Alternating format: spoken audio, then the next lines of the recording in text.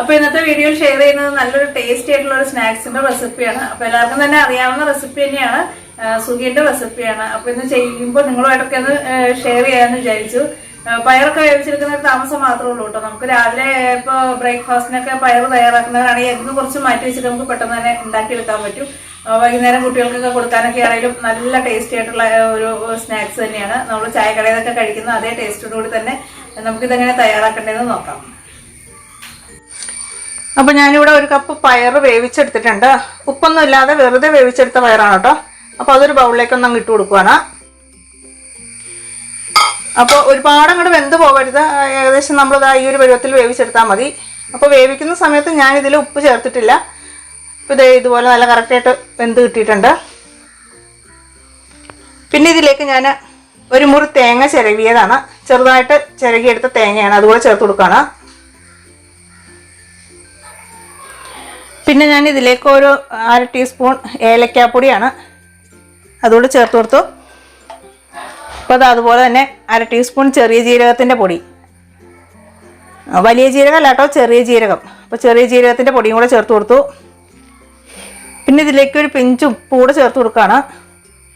അപ്പം നിങ്ങൾ പയർ വേവിക്കുന്ന സമയത്ത് ഉപ്പ് ചേർത്താൽ വേവിക്കുന്നതെങ്കിൽ ഉപ്പ് ചേർക്കേണ്ട ആവശ്യമില്ല. അപ്പം ഞാൻ ഉപ്പ് ചേർക്കാതെ വേവിച്ചതുകൊണ്ടാണ് ഈ സമയത്ത് ഉപ്പ് ചേർത്തത്. പിന്നെ ഇതിലേക്ക് ഞാനൊരു കുറച്ച് ശർക്കര ഉരുക്കി എടുത്തിട്ടുണ്ട്. അപ്പോൾ കുറച്ച് വെള്ളം ഒഴിച്ചിട്ട് ഒരു വലിയ ഉണ്ട ശർക്കരയാണ് കേട്ടോ. അപ്പോൾ അത് ഉരുക്കിയെടുത്താണ്. അപ്പോൾ ഇത് നമുക്ക് കുറേശ്ശെ ഒഴിച്ച് കൊടുത്തിട്ട് മിക്സ് ചെയ്തെടുക്കാം. അപ്പോൾ ശർക്കര ഉരുക്കേണ്ട സമയത്ത് പ്രത്യേകം ശ്രദ്ധിക്കണം, ഒരുപാട് വെള്ളം ആവരുത്, അത് പ്രത്യേകം ശ്രദ്ധിക്കുക. ഇനി കുറേശ്ശെ ഒഴിച്ച് കൊടുത്തിട്ട് നമുക്ക് ആവശ്യത്തിന് ഇത് ഒന്ന് മിക്സ് ചെയ്തെടുക്കാം.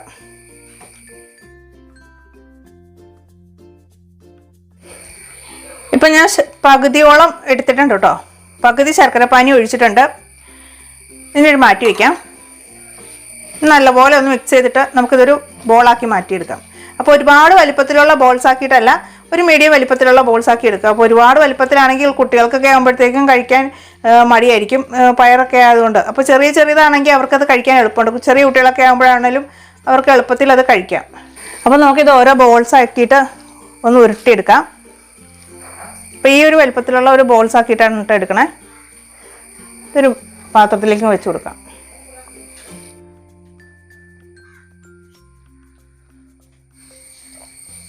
അപ്പോൾ മൊത്തത്തിൽ ഞാനിവിടെ ബോൾസ് ആക്കി എടുത്തിട്ടുണ്ട്.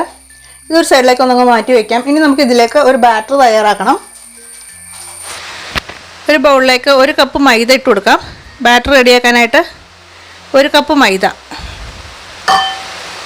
ഒരു 1/2 കപ്പ് നിറച്ചില്ല കേട്ടോ, 1 ടേബിൾ സ്പൂൺ കുറവുണ്ട്.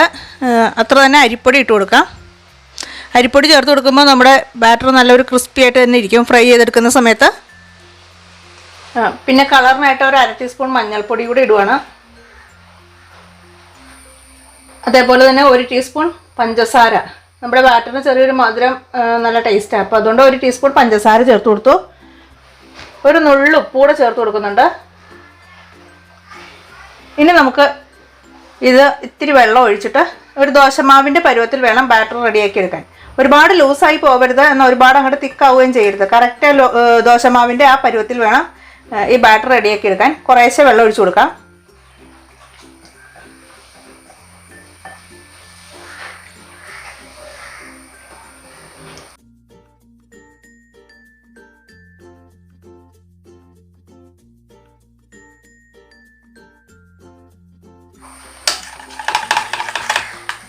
ഇപ്പം നമ്മുടെ മാവ് ഇവിടെ കറക്റ്റ് റെഡി ആയിട്ടുണ്ട്. ദോശമാവിൻ്റെ കറക്റ്റ് പരുവത്തിലാണ്. ഒരുപാട് ലൂസും അല്ല, എന്നാൽ ഒരുപാട് തിക്കും അല്ല. ഈ ഒരു പരുവത്തിൽ വേണം നമുക്ക് മാവ് റെഡിയാക്കി എടുക്കാൻ. ഇതൊരു 15 മിനിറ്റ് നമുക്കൊന്ന് മാറ്റി വയ്ക്കാം. ഒരു 15 മിനിറ്റിന് ശേഷം നമുക്കിത് ഫ്രൈ ചെയ്തെടുക്കുന്ന സമയത്ത് നമ്മുടെ സുഗിയൻ നല്ല ടേസ്റ്റും ആയിരിക്കും, അതുപോലെ തന്നെ നല്ല സോഫ്റ്റ് ആയിരിക്കും, നല്ല ഫ്ലഫി ആയിട്ട് വരും നമ്മുടെ ഈ ബാറ്റർ. അപ്പോൾ അതിന് വേണ്ടി നമുക്കൊരു 15 മിനിറ്റ് ഒന്ന് മാറ്റി വയ്ക്കാം. ഇപ്പോൾ ഒരു 15 മിനിറ്റ് കഴിഞ്ഞിട്ടുണ്ട്. ഇനി നമുക്ക് ഓരോന്നും ഈ ബാറ്ററിൽ മുക്കിയിട്ട് ചൂടായ എണ്ണയിലേക്ക് ഇട്ടിട്ട് ഫ്രൈ ചെയ്തെടുക്കാം. അപ്പോൾ എണ്ണ നല്ലോണം ചൂടാവുന്ന സമയത്ത് വേണം ഇത് ഓരോന്നും മുക്കിയെടുക്കാൻ.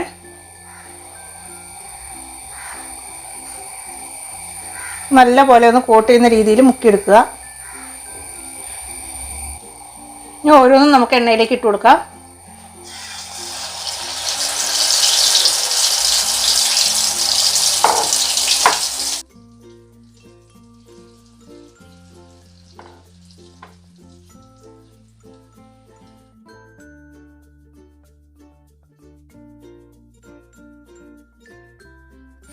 ഒരു സൈഡ് ഒന്ന് ഫ്രൈ ആവുന്ന സമയത്ത് ഒന്ന് തിരിച്ചിട്ട് കൊടുക്കാം.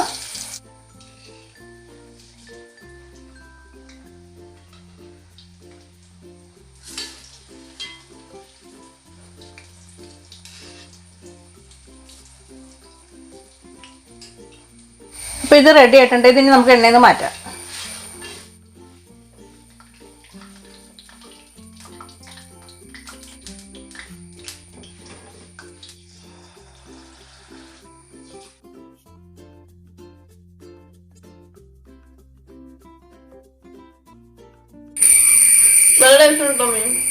ആയിക്കോട്ടെ, എന്നാ വൈൻഡപ്പ് പറഞ്ഞേരെ. അപ്പൊ എല്ലാരും ഈ ടേസ്റ്റി സുഗിയൻ വീട്ടിൽ ട്രൈ ചെയ്ത് നോക്കാം. നല്ല ടേസ്റ്റ് ആണ്. അപ്പൊ പുതിയൊരു വീഡിയോ വീണ്ടും കാണുന്നവരെ signing off from Shamil food world. Thank you.